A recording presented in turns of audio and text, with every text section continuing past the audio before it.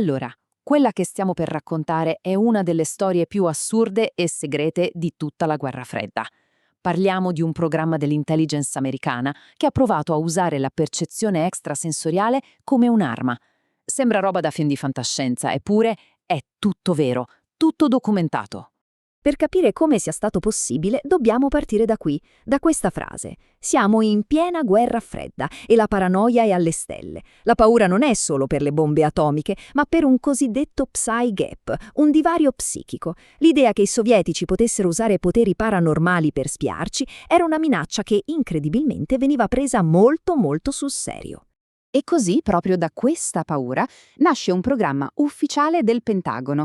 L'obiettivo? Semplice e folle allo stesso tempo: reclutare persone con abilità psichiche e trasformarle in agenti segreti. Mettiamo le cose in prospettiva per capire quanto fosse radicale questa idea. Di solito l'intelligence si fa con spie sul campo, intercettazioni di comunicazioni, foto satellitari. E invece in mezzo a tutto questo il Pentagono se ne esce con un concetto totalmente nuovo: la Psy-Int. L'intelligence ottenuta non da fonti materiali, ma dalla mente. Ovviamente un progetto del genere doveva essere super segreto e infatti aveva un nome in codice, Grill Flame.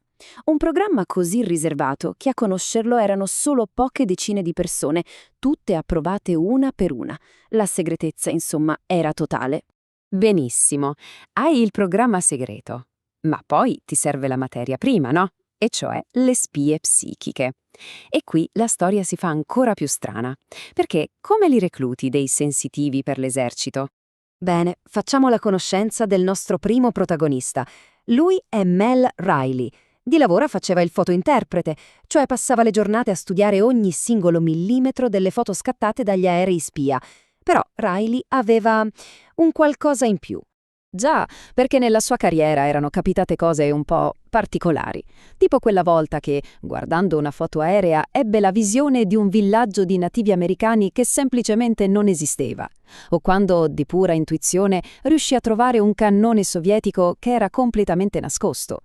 Insomma, si era fatto la fama di uno con il sesto senso. Era il candidato perfetto. E poi c'è lui, Joe McMoneagle, un sottufficiale specializzato in intercettazioni radio. E se la storia di Riley sembrava strana, aspettate di sentire la sua. McMoneagle aveva avuto un'esperienza di premorte e secondo lui questo evento gli aveva amplificato le capacità psichiche. Durante la guerra in Vietnam i suoi commilitoni dicevano che sembrava prevedere gli attacchi nemici. E non solo. Una volta ebbe una visione chiarissima, quasi un sogno, in cui lasciava il Vietnam a bordo di un aereo giallo canarino. Una visione strana, no? Peccato che poi sia successo esattamente così. Insomma, un altro candidato perfetto. Ok, la squadra è formata. E adesso? Adesso si passa all'azione. Vediamo come questi ragazzi hanno usato le loro presunte abilità in missioni di intelligence vere e proprie. La tecnica principale che utilizzavano aveva un nome specifico: remote viewing, visione a distanza. Detto in parole povere, era la presunta capacità di vedere con la mente luoghi, persone o oggetti lontanissimi o nascosti, come se non ci fossero muri o chilometri di mezzo. E per farlo seguivano un protocollo che sembrava quasi un rito. Prima fase, il rilassamento. Il visore si metteva tranquillo al buio e immaginava di prendere tutte le sue ansie e chiuderle a chiave in una valigia. Solo dopo iniziava la sessione vera e propria. E qui doveva descrivere le immagini che gli arrivavano in mente su un bersaglio cieco, cioè un obiettivo di cui non sapeva assolutamente nulla. E le missioni, attenzione, non erano giochini o test, erano missioni serissime, come questa. A un certo punto l'intelligenza dell'aeronautica chiede all'unità Grill Flame di fare una cosa pazzesca: scoprire come è fatto un nuovo ordigno nucleare che i cinesi stavano testando nel deserto di Lopnor. Un compito, capite bene, ad altissimo rischio. Mel Riley si mette al lavoro, entra nel suo stato di trance e inizia a descrivere le sue visioni. E a un certo punto continua a vedere un dettaglio strano, una forma particolare al centro del dispositivo, che lui descrive come una clessidra o forse un papillon. Non ha idea di cosa sia, ma l'immagine è chiarissima. E qui, amici, succede la cosa che ha dell'incredibile, perché senza dire nulla a nessuno, gli analisti assegnano la stessa identica missione a un secondo visore. Joe McMoneagle, e anche lui, in modo del tutto indipendente, descrive e disegna la stessa identica, stranissima forma a clessidra. Il risultato fu a dir poco sbalorditivo. Quella forma a clessidra non era una fantasia, era un vero elemento di design dell'arma nucleare cinese. E per di più, un design avanzatissimo, così segreto che per capirne il funzionamento serviva un'autorizzazione di sicurezza a livello più alto possibile.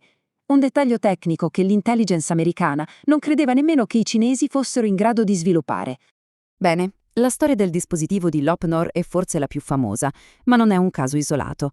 Facciamo un passo indietro per vedere la cronologia di questo programma e capire che impatto ha avuto. Tutto parte in realtà già nel 72, con delle ricerche finanziate dalla CIA.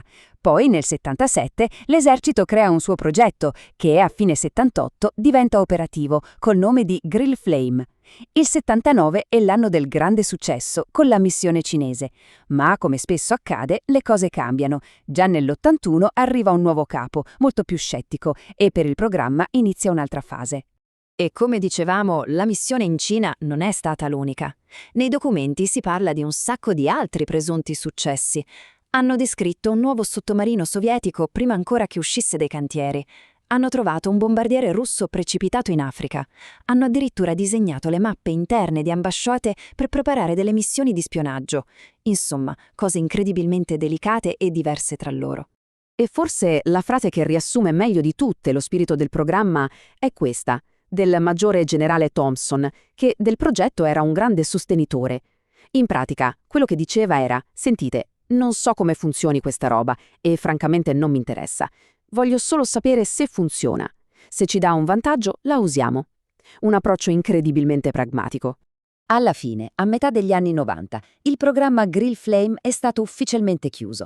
Ma questa storia ci lascia con una domanda enorme e anche un po' inquietante. Nel mondo super segreto dello spionaggio, dove a volte la realtà supera la fantasia, dove finisce il lavoro di intelligence e dove inizia l'immaginazione?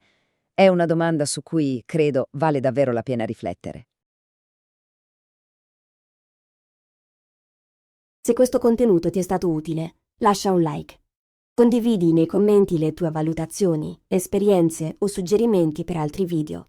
Iscriviti al canale per continuare il viaggio nella conoscenza.